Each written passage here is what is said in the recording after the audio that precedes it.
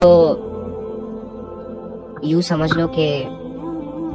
انسان اپنے گناہوں کو جسٹیفائی کرنا شروع ہو جاتا ہے، انسان گناہوں کو نیکیوں کی نگاہوں سے دیکھنا شروع ہو جاتا ہے، اور انسان نیکیوں پر سوال کھڑے کرنا شروع ہو جاتا ہے، قرآن کی آیتوں میں ڈاؤٹس پیدا کرنا شروع ہو جاتا ہے، علماء سے اختلافات شروع ہو جاتے ہیں، نیکیاں اسے بری لگتی ہیں، نیک لوگوں کو ٹونٹ کرنا شروع کر دیتا ہے۔ یہ سٹیج بہت خطرناک ہے، لیکن اس سٹیج تک کون جاتا ہے؟ جو فکر چھوڑ دیتا ہے نیک ہونے کی، جو فکر چھوڑ دیتا ہے خود کو بدلنے کی، جو فکر چھوڑ دیتا ہے اپنے اعمال کو سنوارنے کی، جو سب کچھ جاننے کے باوجود، علم اور فہم رکھنے کے باوجود، چند سستیوں کی وجہ سے، دو چار لوگوں کی وجہ سے جس میں وہ انوالو ہوتا ہے، اور دو چار ایکٹیویٹیز کی وجہ سے جو وہ کر رہا ہوتا ہے، یا تو موبائل کی بد نظری ہوگی، یا تو کسی سے حرام ریلیشن میں انوالو ہوگا، اور یا پھر دیر سے فضول جاگ کر کوئی مووی، کوئی سیریل، کوئی کارٹون، کوئی گیمز، اس چیزوں میں انوالو ہوگا، یا پھر زنا دیکھے گا، غلط سائٹس پہ جائے گا۔ تو اس طرح کے اعمال انوالو ہوتے ہیں انسانوں کی زندگیوں میں، جس کی وجہ سے وہ یہ فیل کرتا ہے اپنے اندر کہ میرے اور اللہ کا درمیان جو تعلق ہے وہ بہت ویک ہو چکا ہے، اتنا ویک کہ بالکل ٹوٹنے کے قریب ہے۔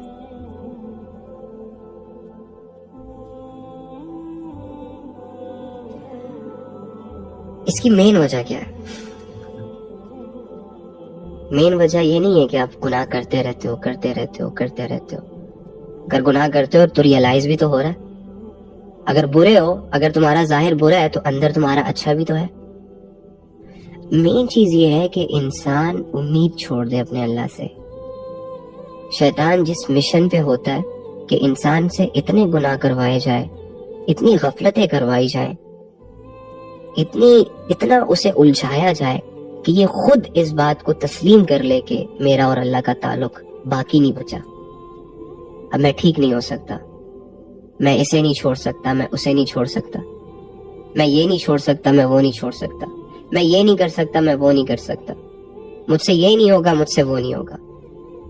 شیطان جب کسی انسان کے دل دماغ میں ایسا کوئی خیال دیکھتا ہے تو وہ خوش ہو جاتا ہے، اور جب انسان اپنی زبان سے ایسے کمزور الفاظ نکالتا ہے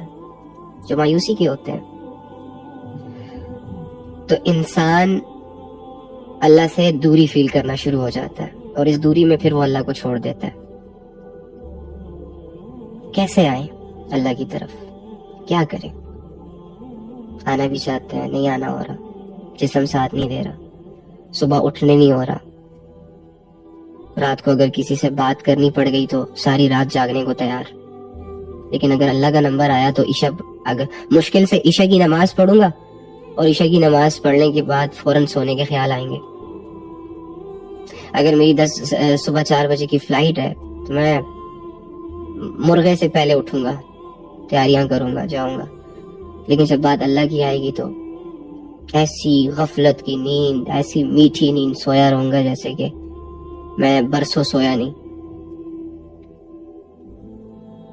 اور بدلنا بھی چاہتا ہوں۔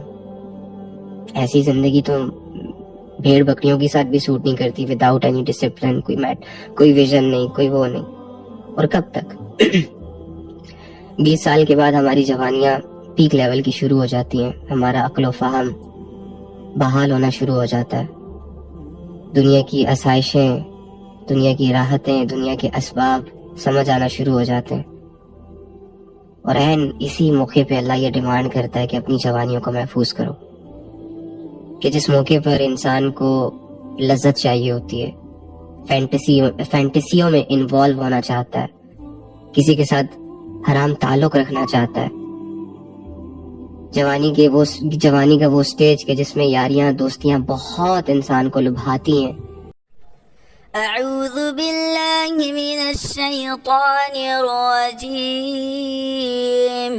بسم اللہ الرحمن الرحیم،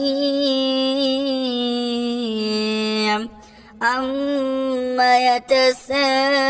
يتساءلون عن النبأ العظیم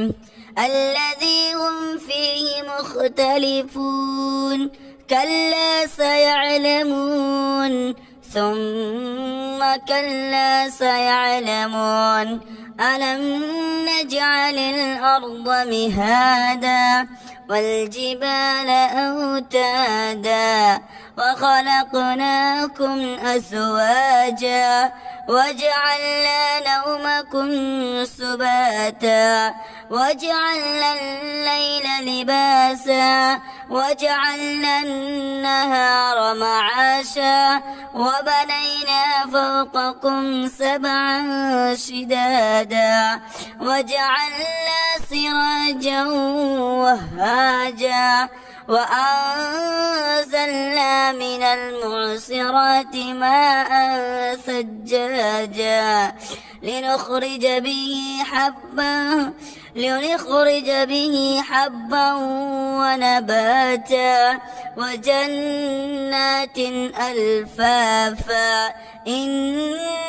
يوم الفصل كان ميقاتا يوم ينفخ في الصور فتأتون أفواجا وفتحت السماء فكانت أبوابا وسيرت الجبال فكانت سرابا إن جهنم كانت مرصادا للطاغين مآبا لابثين فيها أحقابا لا يذوقون فيها بردا ولا سرابا إلا حميما وغساقا